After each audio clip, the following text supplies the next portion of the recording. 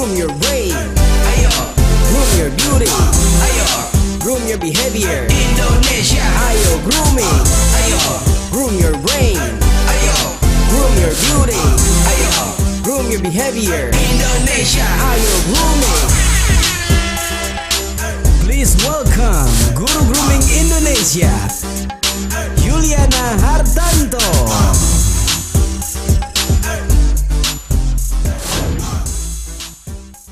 Mbak Widya makan di sini juga. Yulia, apa kabar? Aduh, sorry ganggu ya. Aku seneng ketemu, boleh gak ngajak ngobrol? Banyak banget cerita yang bisa dibagi buat masyarakat Boleh Indonesia dong. ya. Boleh, yuk, yuk, Oke, yuk. thank you buat waktunya. Nah, pemirsa, the one and the only Widyawati. Boleh di-share gak umurnya atau rahasia? Oh boleh sekali, saya lahir 68 tahun 68 dan looking great like this. Nah kebetulan di episode ini kan saya membahas tentang don't grow old but grow awesome. Jadi ini salah satu wanita yang tidak menua tapi di usia tuanya awesome secara fisik dan secara prestasi. Nah, yang aku pengen tahu ya Mbak dan di-sharing ke masyarakat, ketika seseorang kehilangan seseorang yang disayangin terlalu mendadak, itu yang paling susah. Kalau misalkan keluarga ada yang sakit, cancer, penyakit lama, terus meninggal, kita mungkin lebih siap karena udah terbiasa sakit. Tapi what happened itu hari itu, boleh diceritakan nggak dengan Om? Yang masih ingat itu 10 tahun lalu, hampir 11 tahun ya, dimana saya sedang ikut sama suami.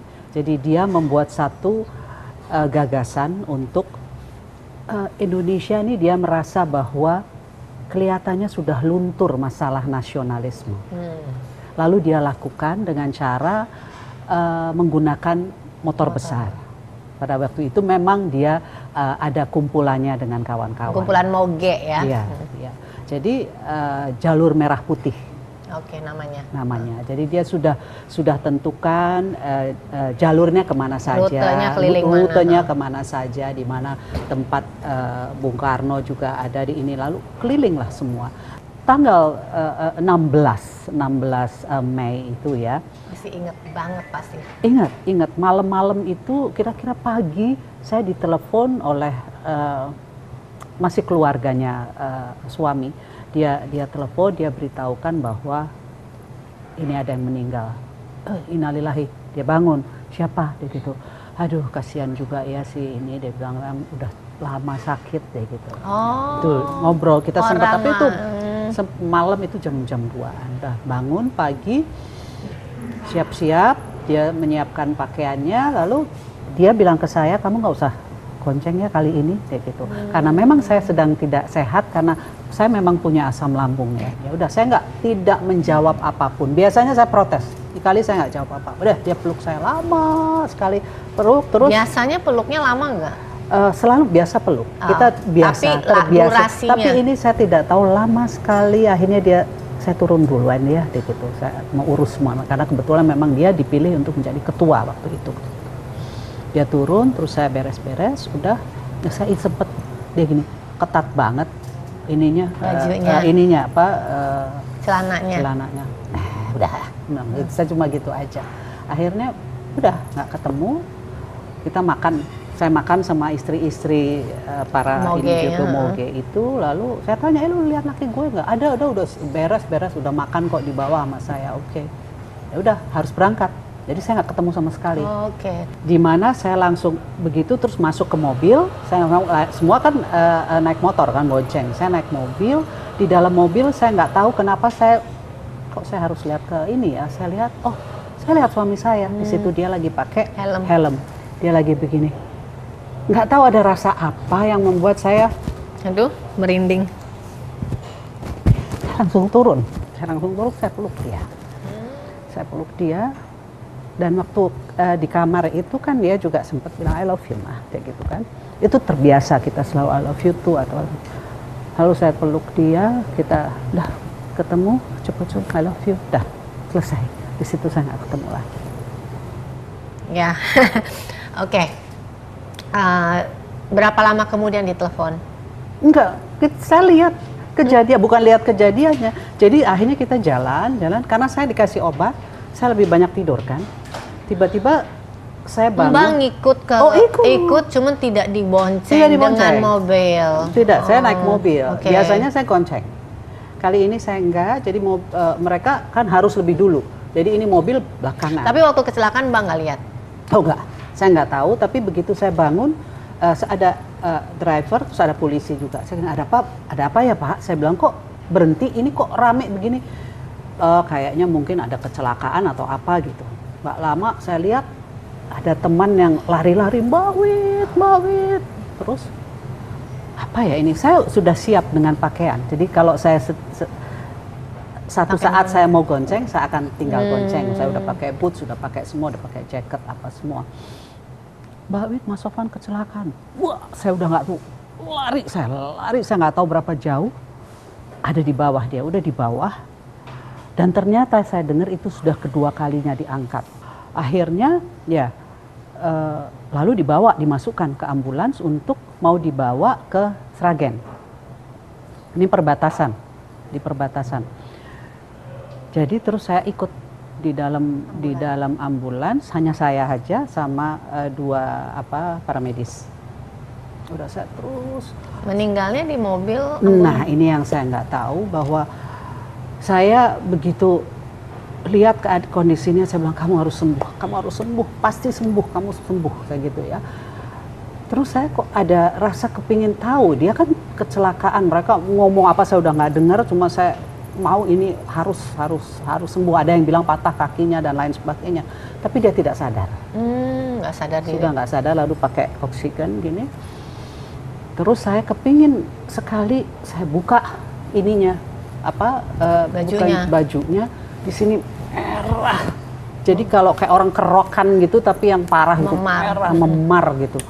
Saya bilang, ini kenapa? Saya bilang, mungkin kena benturan gitu ya. Oh ya udah, tapi nggak tahu kenapa saya tiba-tiba saya harus bisikkan ini ke dia. Lalu saya, Allahu Akbar, asyhadu alla ilaha illallah. Saya terus bicara, saya nggak tahu kenapa. Dan saya lihat mulutnya dia lamat-lamat mengucapkan. Ikut berdoa. Ikut, jadi dia Allah Akbar. Meskipun saya nggak dengar, tapi jelas saya lihat gitu ya. Nah udah, saya pikir ya sudah. Saya bilang, kamu bertahan, kamu bisa, saya gitu kan. Sampailah di rumah sakit di Sragen, masukkan ke UGD, tiba-tiba darahnya keluar banyak sekali. Akhirnya saya digeret masuk ke ruangan. Karena Anda tidak kuat melihat. Takut saya nggak kuat, digeret masuk ruangan dokter, di mana dokter akhirnya bilang, maaf, Bapak udah nggak ada. Oke. Kita akan lanjut di segmen kedua, yang kita mau tahu bagaimana kesehariannya setelah sang suami pergi. Jangan kemana-mana, kita akan kembali. Groom your brain, ayo. Groom your beauty, ayo. Groom your behavior, Indonesia, ayo grooming. Groom your brain, ayo. Groom your beauty, ayo. Groom your behavior, Indonesia, ayo grooming. Oke, tadi sudah cerita bagaimana kejadiannya. Sekarang mau cerita bagaimana melewati hari-hari Mbak tanpa suami. Berapa lama Anda berduka itu sampai untuk bisa bangkit itu berapa lama? Lama. Karena yang seperti tadi saya katakan, bahwa buat saya itu gelap, semuanya gelap. Terus saya, apa yang saya harus lakukan tanpa dia? Karena jujur bahwa saya tuh depend on him gitu loh. Karena dia begitu memanjakan saya, segala sesuatu dia yang urus. Jadi begitu kehilangan, nggak ada dia, ibaratnya burung sayapnya cuma satu. Saya tuh di kamar terus saya yasinan sampai akhirnya yang 100 hari itu bisa saya lalui. Dan akhirnya ada yang mengajak, sebelumnya banyak yang ngajak iklan, ngajak ini, bahkan ada yang motornya boleh saya beli, rumahnya bisa saya beli. Saya sampai, ya Allah, ini orang-orang nggak tahu saya dalam keadaan begini, tolong dong, gitu loh. Give space, leave me alone. Iya, gitu kan. Jadi saya kepingin terus sendiri. Anak-anak sampai satu saat saya buang barang, saya nggak tahu, saya mau marah sekali. Marah dengan keadaan, gitulah. Saya bukan marah kepada Tuhan, tidak marah sama sekali. Kehilangan, tidak ada hari-hari tanpa si Bapak. Iya, saya marah sekali terus anak-anak, Mama, stop, mereka bilang gitu. Papa juga nggak suka melihat Mama kayak gini. Tapi kalau saya nangis, saya tutup pakai bantal, saya teriak gitu. Tapi itu terus begitu akhirnya ada saudara dari suami, dia bilang, Mbak, kayaknya mesti ke psikiater deh kayak gitu. Yeah. Oke. Did you go? Saya pergi, di mana psikiater itu yang pernah saya datangi bersama suami. Suami jujur stres berat ya, ketika dia masih di DPR, dia stresnya luar biasa. Jadi ke sana ya untuk menemani suami. Saya orang yang percaya pada perawatan psikiatris dan psikologi. Karena di Indonesia mungkin masih berpikir orang kesana orang gila, bukan. Kita harus mengukur kemampuan kita handle masalah. Ketika kita tidak bisa, kita mau bangkit, sebenarnya kita butuh help, kita harus cari help. Secara profesional, mereka profesional. Ya. Akhirnya saya ke sana, lalu saya dibawa satu kamar, ya kedap suara di mana kamu mau teriak, kamu mau nangis, silahkan. Itu saya nangis, saya benci. Katanya saya bicara benci terlalu banyak gitu kan. Akhirnya dokternya bilang, kenapa kamu bilang benci terus dari tadi? Nggak tahu, saya bilang, ya pasti saya benci keadaan ini. Saya gitu kan. Akhirnya dia bilang, saya masih perlu sekali lagi, saya butuh mata kamu yang dulu. Kayak gitu. Tapi saya belum kembali.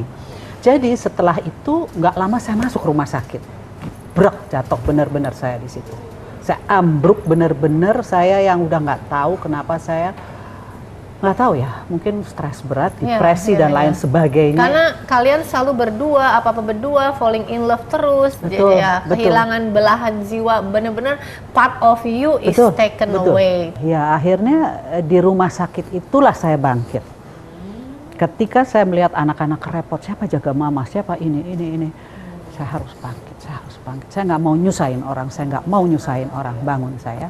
Dan kebetulan juga saya diminta satu film, diminta saya untuk main, tapi aduh bisa nggak saya. Akhirnya saya tanya sama adiknya, Mas Sofan, kamu harus terima. Distraksi stres dengan kamu harus terima, saya nggak suka lihat kamu kayak gini. Gitu. Konsultasi sama dia.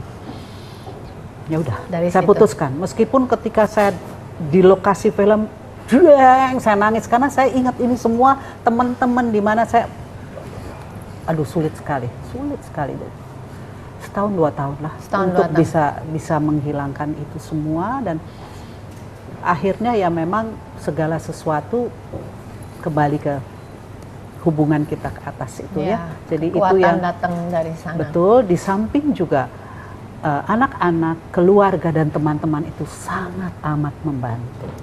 Dan saya bersyukur mempunyai mereka semua di mana mereka sering telepon, yuk kita ngopi yuk gitu loh. Jadi mereka membawa saya untuk bukan melupakan, tapi untuk menghibur saya. Let go, accept. So, memang dalam hidup akan indah jika kita punya support system. Ketika kita melewati kesulitan hidup yang amat sangat sulit yang tidak bisa kita lewati sendiri, kita punya support system yang baik.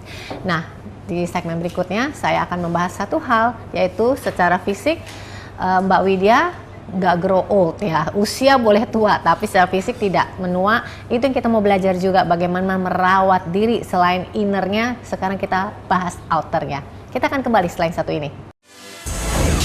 Groom your brain, ayo. Groom your beauty, ayo. Groom your behavior, Indonesia, ayo grooming.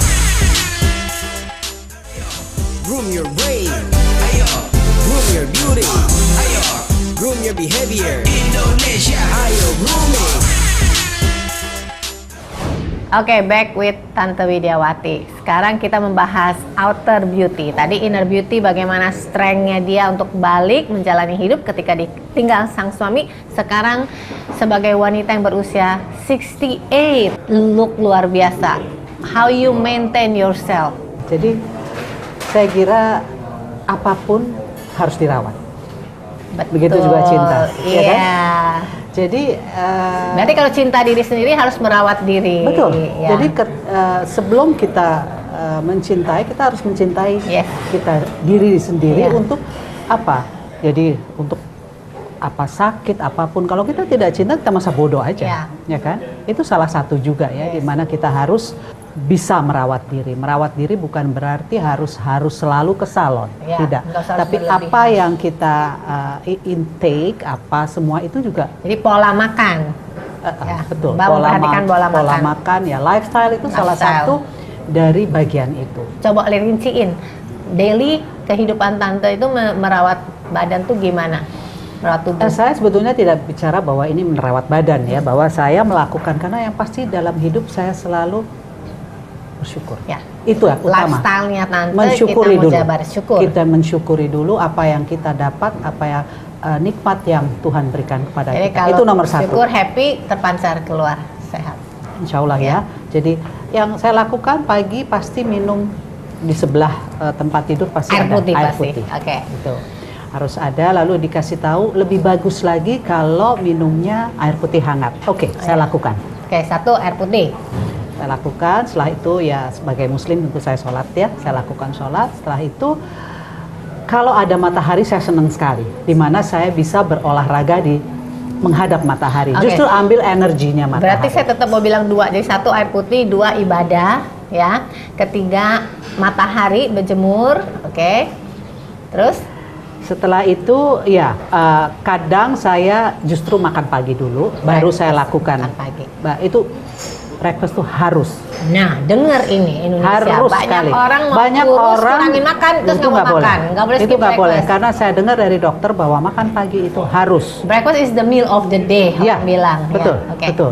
Setelah itu sebetulnya kalau kita terus mau yoga apa sebetulnya kalau para yogis bilang jangan makan dulu, tapi saya nggak bisa, kebiasaan.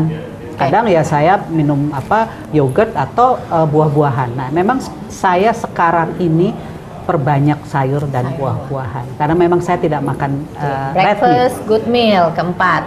Terus apa lagi ngapain? Olahraga 5. Nah, biasanya kalau habis makan siang atau makan pagi saya olahraga dulu biasanya keluar rumah jalan.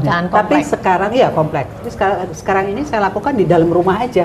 Tapi saya pakai ini berapa steps yang sudah saya jalankan, berapa kilo juga kan dari situ kita bisa tahu. Ya. Jadi nanti makan pagi, makan siang, ini kalau di rumah ya, makan siang saya lakukan juga. Makan malam juga saya lakukan. Jalan terus kalau di rumah. Itu berputar. Banyak orang mager ya. Mager, itu nggak baik sama sekali. Nah itu sampai saya keluar keringat gitu loh. Nah, kecantikan luar tidak ada value-nya. Kalau tidak ada, kan 3B, kalau grooming itu 3B, brain, beauty, behavior. Jadi tante kasih pesan ke masyarakat wanita Indonesia khususnya, beauty is important, tetapi harus diiringi good brain and good behavior.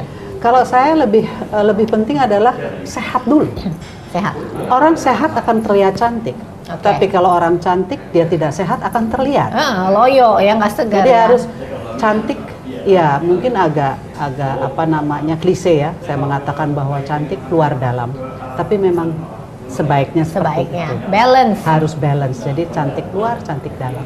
Berarti cantik beauty, cantik luar. Behavior kalau cantik dalam, behaviornya pasti bagus. Dan setiap wanita harus cerdas ya. Iya, paling tidak menguasai wawasan. Ya, tidak bersandar pada kecantikannya saja. Iya, bukan saya ngomong apa. Iya, guru grooming itu memang tagline-nya kita. Brand beauty behavior, kalau bisa jadi paket lengkap, kenapa mesti paket hemat? Nah, inilah makanya saya undang Tante Widiawati hari ini karena contoh paket lengkap. Kan don't grow old, grow awesome. Oke, kita akan kembali dengan pembahasan yang tidak kalah serunya setelah ini. Groom your brain. Groom your beauty. Groom your behavior. Indonesia. Ayo grooming. Groom your brain. Groom your beauty. Groom your behavior. Indonesia. Ayo grooming. Oke, tadi lagi break kita argue. Sebabnya nanti pemirsa akan dengar, tadi saya ada kelepasan tante, ada kelepasan mbak. Ceritanya perempuan yang aku idolakan ini maunya dipanggil mbak aja, lebih mudah, atau ibu Widiawati ya. Terima kasih. Oke, Ibu Widiawati, Saya membuat edutainment di Indonesia. Ini program edutainment pertama di mana saya merasa edukasi harus digalakkan dalam tayangan-tayangan di Indonesia. Betul, tetapi kita tahu edukasi program itu ratingnya nggak tinggi dan banyak TV yang tidak mau merangkul karena sponsor itu kurang. Yang saya agak bukan sesalkan, agak kok sedih. Ya, miris ya. Miris sekali, justru kita tuh perlu sekali. Pendidikan itu adalah nomor 1. Iya, maksudnya TV perlu duit, kita mengerti. Tapi makanya saya bikin edutainment, edukasi kan bisa di-combine dengan entertainment. Oke, jadi menurut Ibu Widawati sekarang tayangan-tayangan di Indonesia ini ada yang mau dikomentarin nggak? Ada dikasih masukan nggak? Yang saya agak sedihkan tayangan saya nggak ngerti namanya itu yang kalau boleh jujur, kalau saya lihat agak kurang mendidik ya. Gitu. Satu nggak mendidik, mungkin nggak ada tujuan gitu, ngarong ngidul ya. Iya, mungkin mereka hanya berdasarkan entertaining, so mereka akan melakukan yang selucu mungkin. Tapi lucu buat siapa? Lucu nggak? Ya itu saya mau ngomong, lucu buat levelnya siapa? Gitu. Saya tidak bicara masalah level ya, tapi kalau kita bicara pendidikan, ayo dong, gitu loh. Kita kan mau Indonesia ini maju dengan masyarakatnya yang semua yang tidak saling. Di sini saya bicara tidak saling memaki. Saya sedih banget baca sosmed, di mana saling memaki, apa sih? Saya ingat sekali ketika saya sekolah dulu ada budi pekerti. Sekarang nggak ada ya? Tidak ada. Oke, katakanlah tidak ada. Tapi apa sih salahnya kita bicara baik tanpa memaki? Ini mengajarkan anak-anak yang lebih muda ikut memaki gitu loh. Iya kan? Orang boleh mengeluarkan pendapat, tapi harus dengan tata cara yang benar. Betul, tidak perlu dengan mereka memaki. Mereka bisa, tidak sependapat itu biasa sekali, tapi bukan dengan cara memaki. Nanti mereka buat satu video yang mereka viralkan dengan yang, saya bilang ini nggak perlu. Saya kalau sering terima terus langsung saya delete. Saya bilang level itu ada level intelektual, Tante Ibu. Ya, jadi maksudnya orang bikin komentar-komentar itu tergantung level intelektual mereka. Kalau punya good intelektual nggak akan melakukan seperti itu. Tidak akan melakukan. Marilah kita semua bersama-sama untuk bisa melakukan ini dengan baik lah. Dan ini maaf ya kalau saya bilang ini kan masalah korupsi ini nggak ada ininya, semua ada rantainya di mana korupsi terjadi. Kenapa? Karena tidak ada rasa kecintaan pada tanah air dan bangsa. Kalau mereka cinta sama tanah air, mereka tidak akan lakukan itu. Ya. Karena cinta itu action. Ya. Kalau cinta Indonesia buktikan dengan perbuatan. Perbuatan, bukan dengan makian, bukan dengan korupsi. Kontribusi ke negaramu. Saya lihat betul. Nah, sekarang yang saya lihat semua kepentingan. Betul orang perlu uang, tapi apakah hidup hanya untuk uang? Dan banyak cara mendapatkan uang. Karena saya begitu yakin bahwa rezeki semua sudah diatur sama Tuhan. Makanya saya bilang Bu, kan makanya pemirsa ya kebiasaan dah. Nah kan, nggak apa-apa udah tahu. Ya, dengan kalau mau uang banyak juga harus punya kemampuan, punya alat untuk mencari uang. Jadi tidak hanya menggunakan power untuk mencari uang. Betul. Tapi janganlah selalu saya mau cari uang banyak, saya mau cari uang, janganlah. Itu nanti akhirnya jadi ambisius. Ambisius itu menghalalkan segala cara. Iya. Ini yang nggak baik. Mari kita mulai hari ini. Kalau gitu sekarang kita ngajak Indonesia bilang, Indonesia ayo grooming, harus meng-grooming diri, meningkatkan diri untuk lebih baik ya. Betul. Kita bilang 1, 2, 3 Indonesia ayo grooming ya. Indonesia ayo grooming ke kamera. Sini ya. 1, 2, 3. Indonesia ayo grooming. Groom your behavior. Indonesia ayo grooming. Ayo kini saatnya tingkatkan kualitas diri. Tak pernah ada kata terlambat mulai saat ini. Setiap orang pasti bisa jadi lebih baik. Ayo bikin hidup lebih berkualitas. Kamu dihargai tergantung kualitasmu, bentuk kualitas masa depan.